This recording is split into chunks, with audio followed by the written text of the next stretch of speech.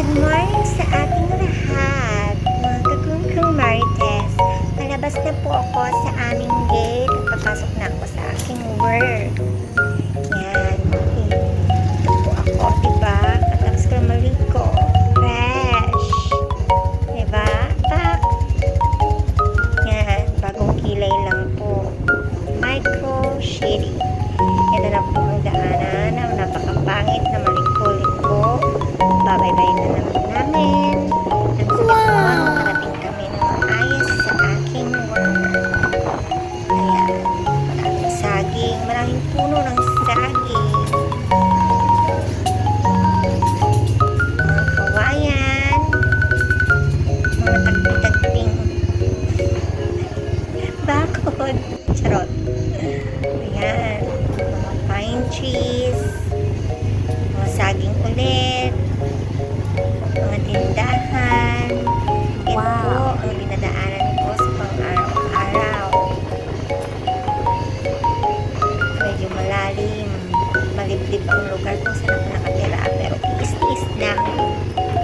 Kailangan pumasok sa trabaho nang sa ganon magkaroon tayo ng budget sa pang-araw-araw ng pagkain, expenses. Ayan, sabi lang tayo habang nakasakay sa motor, diba? Bagong kilay yan. Chares. So, dito na tayo sa Tayug Public Market. Handa lang sa mga pagmamaneho nang sa ganun tayo maaksidente. Mahulog sa motor, mabagok ang ulo, diba?